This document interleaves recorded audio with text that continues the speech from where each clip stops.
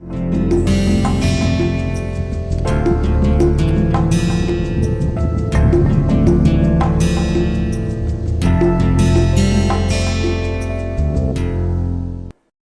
in the last lecture we saw how you could take system of linear first order homogeneous differential equations and write it in matrix form. You can write a system of linear differential equations that are non-homogeneous also in matrix form.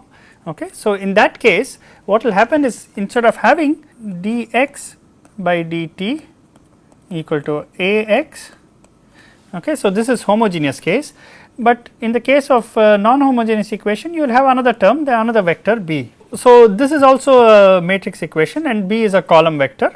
Okay. So, b is some column vector with those are the constants that make this equation non-homogeneous. Okay. So, this is non-homogeneous linear ODE with linear ODE system. It is actually a system of ODEs with constant coefficients.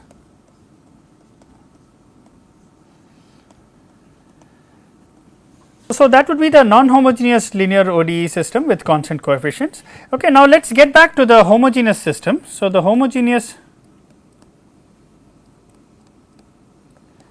case, so you have dx by dt is equal to ax.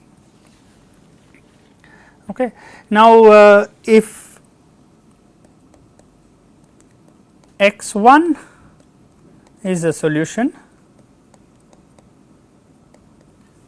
that is dx1 by dt is equal to ax1, and x2 is another solution,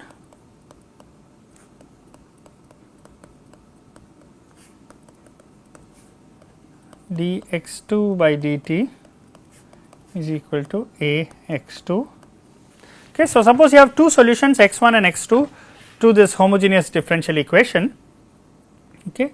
Then what you can easily see is, suppose I take c1 x1 plus c2 x2. Okay.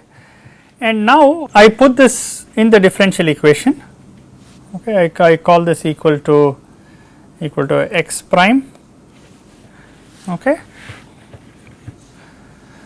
So, then you can see that dx prime by dt is equal to, so I can write it as c1 dx1 by dt plus c2 dx2 by dt, and I can write this as c1. Now, dx1 by dt is ax1 plus c2 ax2. Now, A is a matrix, okay, C is just a scalar, C1 and C2 are scalars. Okay. So, C1 C2 are scalars, A is a matrix. Okay. So, then I can write this as, I can take the A in front and I can write it as C1 x1 plus C2 x2. So, all I did was I wrote C1A as AC1, C2A as AC2. So, I can do this only because C1 and C2 are scalars, and so this is just A x prime. Okay. So, what you have is dx prime by dt equal to A x prime, that means x prime is a solution. Okay. So, for homogeneous equations, so any linear combination of solutions leads to another solution. This is true for all homogeneous equations. All homogeneous equations, including those that do not have constant solutions.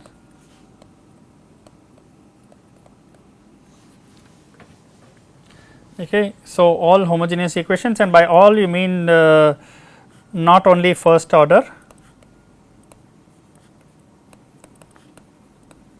not only constant coefficients.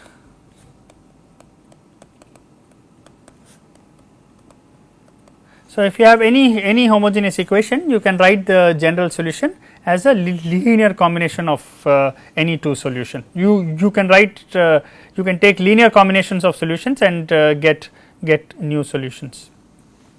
So, what we had was dx by dt equal to a times x. Okay. And now, if we take what we saw was that using eigenvalues and eigenvectors,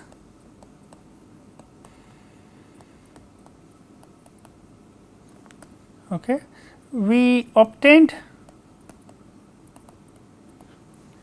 several solutions.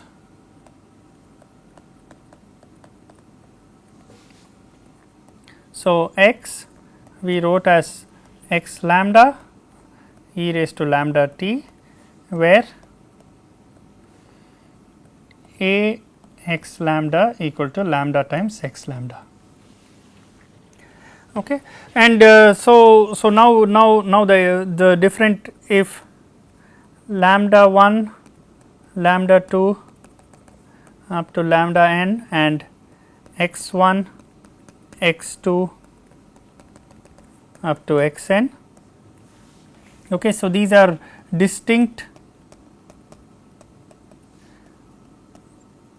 eigenvalues. Okay. So, the or you call them in quantum mechanics, you will come with a term non-degenerate. So, if these eigenvalues are distinct, okay, then I can write my x as a linear combination of each of these solutions. So, I can write it as C 1 times x 1 e raised to lambda 1 t plus C 2 times x 2 e raised to lambda 2 t plus C 3 times x 3 e raised to lambda 3 t, and so on all the way up to C n times x n e raised to lambda n t. Okay. So, this is the general solution.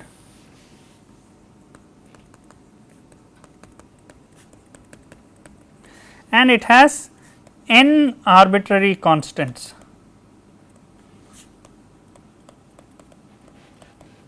Okay. So, remember, if you just had a single differential equation, first order differential equation, you would have one arbitrary constants.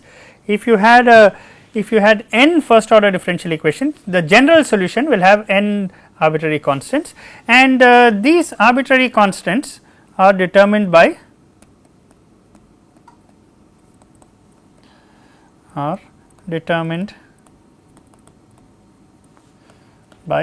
boundary conditions.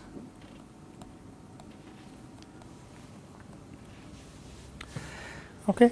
Now, this is a case when all the eigenvalues are distinct. Okay. So, you can do this when the eigenvalues are distinct.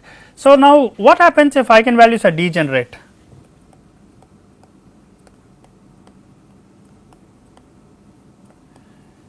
If two, I will just take the example of two eigenvalues are identical. Okay. So, that means when you solve for eigenvalues, okay, you find that two of the eigenvalues are the same.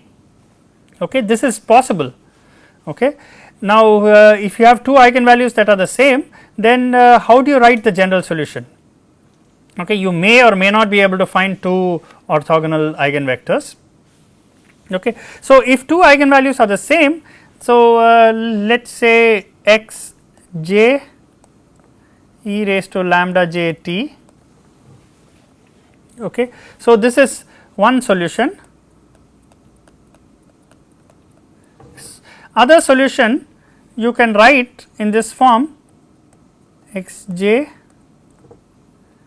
e raised to lambda j t times C1 plus C2t. So, C1 and C2 are scalars.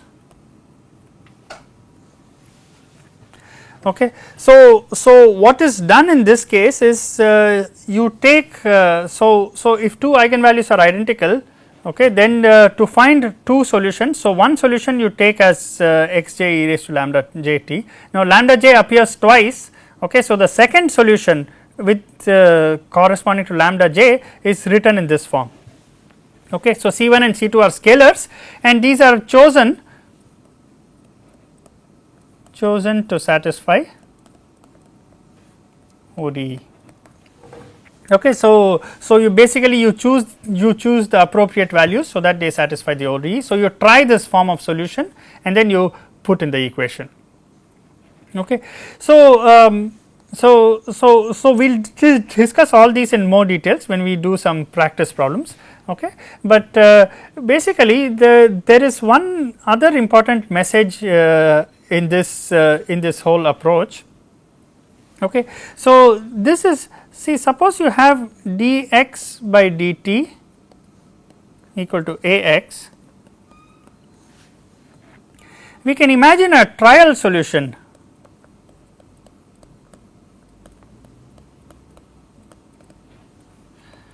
x is equal to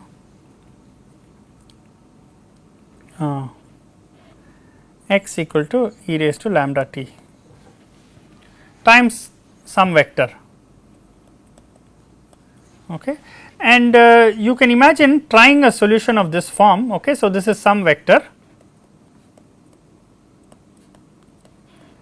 Okay. And what you can do is suppose you try a solution of this form. Okay. Then we find that Ax lambda equal to lambda x lambda. Okay. So, what I wanted to say is that you can also think of method of trial solutions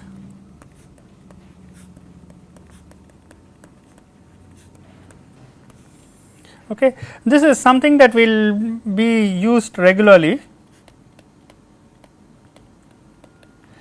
So, in other words, what I want to say is, suppose you have a differential equation. So, it is dx by dt is some matrix times x. Okay. You can imagine that you try a solution of this form and then you get the eigenvalue condition. Okay. So, that is one of the things that we did here was we tried a solution of this form and then finally you will get some conditions for C1 and C2. Okay. So, the method of trial solutions is something that is used very regularly and in all differential equations, not just first order differential equations, and this is something that we will see on very often as we solve different kinds of differential equations. I will end this lecture here. In the next lecture, we will recap all the things that we have learnt in this module, okay, and then we will conclude with some practice problems. Thank you.